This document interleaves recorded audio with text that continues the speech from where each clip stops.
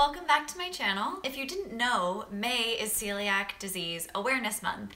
So I thought in celebration of this month, I would film my celiac diagnosis story. I wanted it to be pretty detailed and, just as helpful as possible.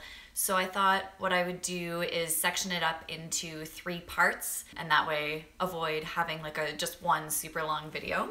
So part 1, this video, is going to be about the cause and onset of my symptoms. And then part 2 is going to be actually getting diagnosed, like doctor's appointments, that kind of thing. And then part 3 is going to be implementing the gluten-free diet and the struggles with that, and everything after getting diagnosed, basically leading up until today. I just wanted to say 2 kind of little itsy bitsy disclaimers before I really get going. And the first is, obviously, if you think that something is wrong with you, go see someone. Please go see a doctor. I waited way too long to go see a doctor, and I tried too many self-remedies and self-diagnosing off Google. Don't do that. It's such a waste of time. If you think something's wrong, and we're pretty good about knowing ourselves and our bodies, and you feel it when something's wrong. So go see a professional ASAP. And the second thing is, this video especially is going to be gross. I'm gonna talk about poop. I'm gonna talk about my poop. I'm gonna talk about gas. So if you don't like those things, bye.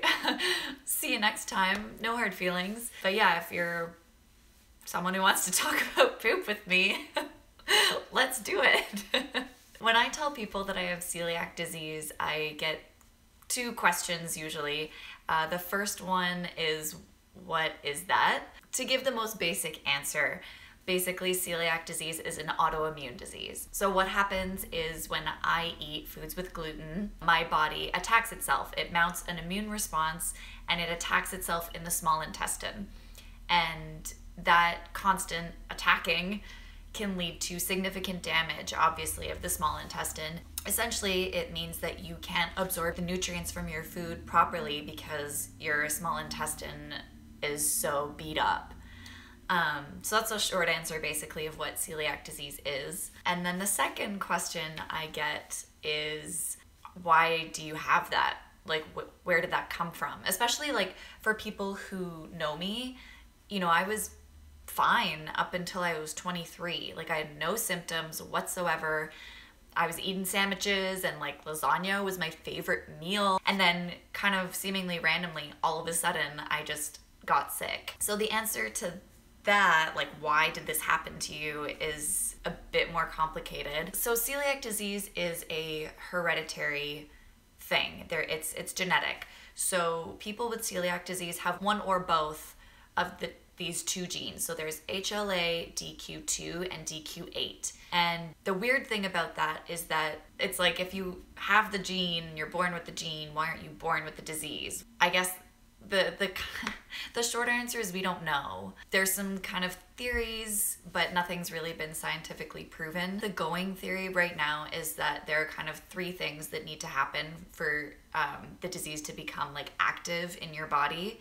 So the first thing is, you need to have the genes, you need to be consuming gluten, which who isn't, and you need to have an environmental trigger.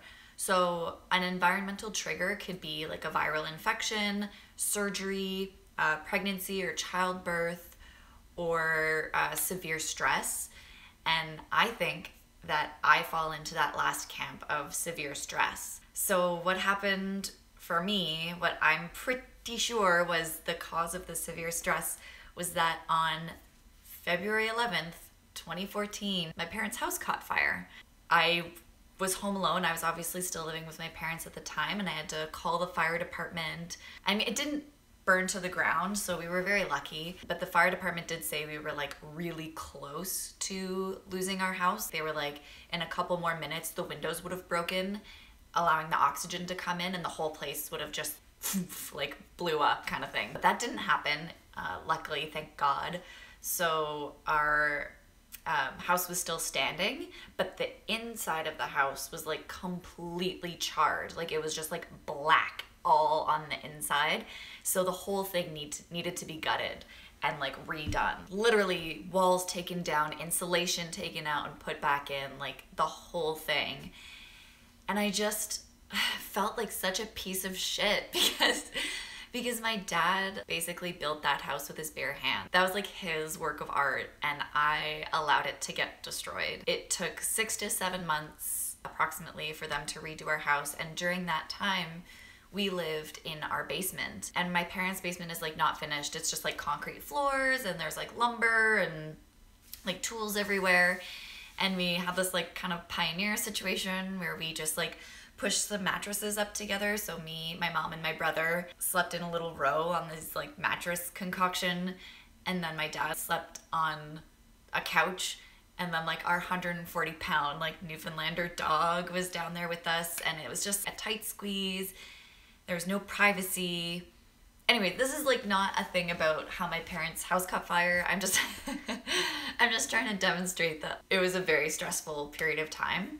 And pretty much immediately, while we were still living in the basement, I started to feel off. I started to feel queasy and just gross and tired. I knew something was like not 100%, but I just, you know, chalked it up to the stress. So I just kind of ignored it. And I ignored it for like 2.5 years. And part of the reason that I ignored it for so long was because my symptoms built up so gradually and so slowly that I didn't really notice how bad it was getting until just bam, like just one day I was like, fuck, I don't remember the last time that I wasn't bloated. I just suddenly realized that I was bloated around the clock 24/7. You know how you get bloated a little bit after a big meal or whatever? Like, no, I was like full pressure, full distension, pushing on the inside of my stomach. It was so uncomfortable. I had cramps, and I just like was super constipated. Like I could not poop. I wasn't going very often, and when I did go, it was like little tiny rabbit poops. Oh, it was just so uncomfortable and so awful. And I also started getting like really really stinky farts. I know, I'm super glamorous. I was rank. I was fucking rank, man. I was like, I'm rotting inside. This is not not normal. It was so gross. And it was stressful also. Like, it's funny, but it was also really like anxiety inducing, because I was like, I'm afraid to be trapped in a room with people. Like, if I have to go into a meeting and I'm like stuck in there, I can't control it either. Like, I couldn't like hold my stinky farts in, and I was just like, I'm gonna kill everyone. Yeah, it was just so fucking stressful. So those were kind of like my GI, those were the main big GI symptoms. But then on top of that, I had all these like mental symptoms. I had like really bad brain fog, and I just couldn't concentrate on shit. Like, I would be at work trying to write just like a regular normal email. I would just stare at the computer screen like a friggin' zombie for like 20 minutes. And I was really forgetful. I like couldn't remember anything, to the point where I was Googling like early onset Alzheimer's. And I was also like super tired. I had incredible fatigue. I would come home from work, eat dinner, and then pass out on the couch at like 6:30, sleep till like 8:30, go to bed, sleep another full 8 hours. And then the next morning I would wake up and I would still be tired. What the hell? And then the next day, even, like, I would eat lunch, and you know how you get like an afternoon slump or whatever? I would get that on steroids.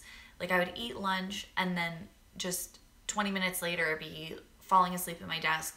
Like, I couldn't hold my eyes open. And I would try to avoid that. Like, actively, I would go for a walk, I would get coffee, I would move around. It got to the point where I had to go to the bathroom and put my head down against the stall and just like nap on the toilet, because I didn't want to be seen falling asleep at my desk. That's super unprofessional. But I didn't know what to do. I just couldn't hold my eyes open. That should have been a huge clue, but I just was like, I don't know, I'm tired, I guess. Dumb. Anyways, and then the last symptom was I was a mean bitch. Bless Connor, my boyfriend. He is the most patient person on the face of the earth, because he put up with me during that time, and I was a raving bitch. I would come home, walk through the door, and instantly have a problem with him over nothing, over like the dishes, or his shoes were in front of the door, or I was mad about the commute, or someone cut me off in traffic, or like just little things. I just couldn't let go of anything. I couldn't handle my stress. Any tiny little thing would send me off the edge uncontrollably. And then on top of that, I had really bad anxiety and like depression. I was crying all the time. I mean, I think a lot of the anxiety came from like the stress of feeling uncomfortable in my body and not knowing what was wrong with me and that kind of thing. But yeah, it was not a fun time. So eventually I got to the point where I was like, this is too much. I can't go on living this way. I gotta do something. So I did. And that will be covered in the next video. So if you're interested in seeing part 2, what happens once I have realized that my symptoms have got to this point and what I do about it, tune in for that video. I hope this was helpful. I hope if you're watching this and you have some similar symptoms, I hope you feel like you're not alone. I'm here for you. If you have any questions or comments, please leave them down below. I'd love to talk with fellow celiac disease people. What do we call ourselves? Are we like celiacers? Celiacs, I guess. Oh, I made that too complicated. I'm gonna make celiacers a thing. It sounds like a basketball team. Anyways, okay. See you next time. Bye.